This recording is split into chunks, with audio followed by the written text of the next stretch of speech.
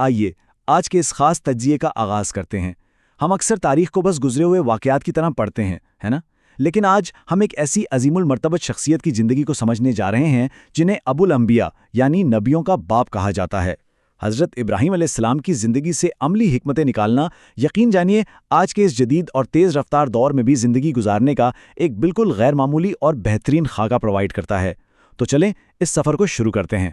تو جلدی سے دیکھ لیتے ہیں کہ آج کی ہماری گفتگو کن بنیادی حصوں پر مبنی ہے۔ پہلا، ایمان اور مکمل تسلیم و رضا۔ دوسرا، سخت آزمائشوں میں ثابت قدمی۔ تیسرا، خاندان اور نسلوں کا احترام۔ اور چوتھا، وطن، معاشرہ اور عاجزی۔ بغیر کسی تاخیر کے شروع کرتے ہیں اپنے پہلے حصے سے، ایمان اور مکمل تسلیم و رضا، یعنی اپنی زندگی کو مکمل طور پر رضا الہی کے مطابق گزارنا۔ دیکھیں، سب سے پہلے تو اس مطلق عقیدہ توحید کو سمجھنا بہت ضروری ہے۔ یہ ان کی زندگی کا محض ایک حصہ نہیں تھا، بلکہ سب سے بنیادی اصول تھا۔ اور حیرت کی بات یہ ہے کہ انہوں نے اس نظریے کو کسی ڈر، جھجک یا خوف کے بغیر پوری دلیری کے ساتھ اپنے والد، اپنی پوری قوم اور یہاں تک کہ اس وقت کے جابر بادشاہ کے سامنے بھی پیش کیا۔ باطل معبودوں سے برات کا یہ اظہار سچ میں ایک انتہائی مضبوط اور نڈر موقف تھا۔ اب ہم سوچتے ہیں کہ یہ گہرا عقیدہ عملی زندگی میں کیسا نظر آتا ہے؟ تو مکمل تسلیم و رضا کا سیدھا سا مطلب ہے ایک ایسی زندگی جو کبھی خالق کی مرضی کے خلاف نہ ہو۔ انہوں نے اپنی پوری زندگی بس اپنے رب کی رضا میں راضی رہ کر گزار دی، اور کبھی کوئی ایک کام بھی ایسا نہیں کیا جو ان کے خالق کی خوشنودی کے خلاف ہو۔ یہ وہ سکون اور اطمینان ہے جو صرف اور صرف سچے ایمان سے ہی پیدا ہوتا ہے۔ اب ہم آتے ہیں دوسرے اہم حصے کی طرف، سخت آزمائشوں میں ثابت قدمی، یعنی مشکل ترین حالات میں بھی اپنے رب پر غیر متزلزل بھروسہ۔ اگر ہم ان کی پوری زندگی پر نظر ڈالیں نا، تو پتہ چلتا ہے کہ آزمائشیں محض کسی ایک دور تک محدود نہیں تھیں۔ ابتدائی سالوں میں توحید کے لیے بالکل اکیلے کھڑے ہونا، پھر جوانی میں بھڑکتی ہوئی آگ میں ڈالے جانے کی ہولناک آزمائش، ادھیڑ عمری تک اولاد جیسی نعمت سے محرومی کا طویل امتحان۔ پھر وہ وقت آیا جب اپنی بیوی اور ننھے بیٹے کو مکہ کی بالکل بنجر زمین میں چھوڑ کر آنا پڑا، اور پھر ضعیفی کی حالت میں اپنے چہیتے بیٹے کو قربان کرنے کی سب سے کڑی آزمائش۔ یہ مسلسل ہجرتوں اور بظاہر ناممکن حالات کا ایک طویل اور تھکا دینے والا سلسلہ تھا۔ ذرا ان تمام سنگین بحرانوں کا تصور تو کریں۔ آگ میں پھینکے جانے کا خوفناک منظر ہو، بادشاہ کے غضب کا سامنا ہو، دھمکیوں کے بعد گھر بار چھوڑ کر ہجرت کرنی ہو، یا اپنے خاندان کو ایک سنسان وادی میں چھوڑنا ہو۔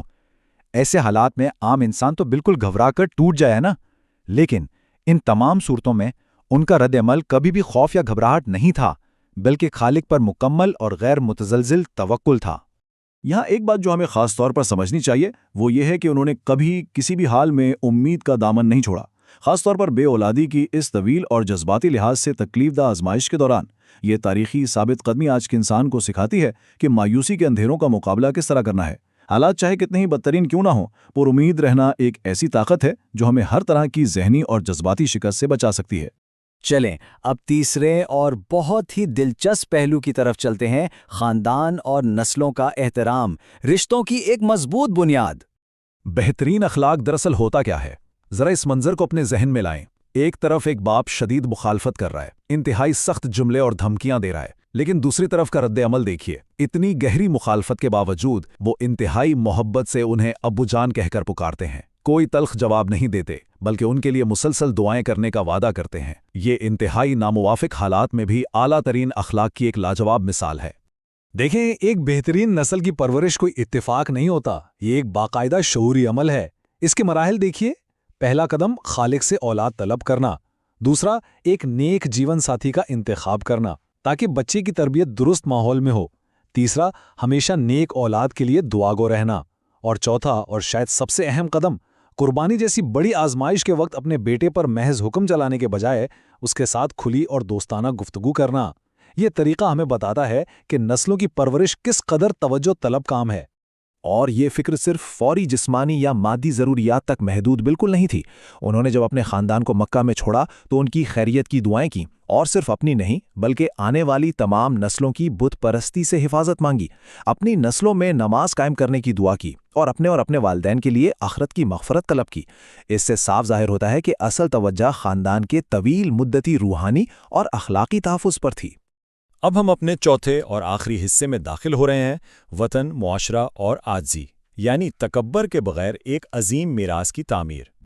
ہم اکثر معاشرے اور وطن سے محبت کی بات کرتے ہیں، ہے نا؟ ان کا انداز دیکھیے۔ کوئی بھی شخص اپنے علاقے سے وفاداری کا اس سے بہتر ثبوت کیا دے سکتا ہے؟ انہوں نے اس مخصوص علاقے کے امن اور سلامتی کے لیے اللہ سے دعائیں کیں، معاشرے کی معاشی خوشحالی کے لیے پھلوں اور رزق کی فراہمی مانگی، لوگوں کی اخلاقی اصلاح کے لیے دعائیں کیں اور اس زمین پر عبادت کا نظام قائم کرنے کی فکر کی۔ یہ ایک بہترین شہری ہونے کی علامت ہے جو اپنے معاشرے کی مادی اور روحانی دونوں طرح کی ترقی چاہتا ہے۔ ذرا ان شاندار اور اعلیٰ القابات کی فہرست پر غور کریں جو ان کے حصے میں آئے۔ اولو العزم نبی یعنی انتہائی بلند مرتبے والے پیغمبر، خلیل اللہ یعنی اللہ کا دوست جو قربت کا سب سے اونچا درجہ ہے، ابو الانبیاء یعنی آنے والے تمام نبیوں کے والد، امام الناس یعنی پوری انسانیت کے رہبر، اور معمار کعبہ یعنی اس مقدس ترین گھر کو تعمیر کرنے والے۔ یہ تمام کامیابیاں کسی بھی انسان کی عظمت کی بالکل انتہا کو ظاہر کرتی ہیں۔ تو یہاں سب سے اہم نقطہ کیا ہے؟ اتنے بڑے القابات حاصل کرنے، خانہ کعبہ کی تعمیر کرنے اور پوری انسانیت کا امام مقرر ہونے کے باوجود کیا ان کے اندر ذرا برابر بھی تکبر تھا؟ بالکل نہیں۔ اتنی بڑی نیکیوں کے بعد بھی ان کا رویہ انتہائی عاجزانہ تھا، اور وہ محض یہ التجا کرتے رہے کہ ان کی یہ محنت قبول کر لی جائے۔ حتمی کامیابی کا اس درجے کی عاجزی کے ساتھ ملنا ہی دراصل کردار کی مہراج ہے۔ اس تجزیے کے اختتام پر میں آپ کے سامنے ایک بہت ہی اہم اور سوچنے پر مجبور کر دینے والا سوال رکھنا چاہتا ہوں۔ غیر متزلزل ثابت قدمی، خاندان کے لیے بے لوث محبت اور انتہائی گہری عاجزی کا یہ صدیوں پرانا خاکہ ہماری آج کی اس تیز رفتار اور دباؤ سے بھری زندگی کو کس طرح مکمل طور پر بدل کر ایک نئی شکل دے سکتا ہے۔ یہ تاریخ کے وہ سنہرے اسباق ہیں جنہیں سمجھنا اور اپنی زندگی کا حصہ بنانا آج بھی اتنا ہی ضروری ہے جتنا ہزاروں سال پہلے تھا۔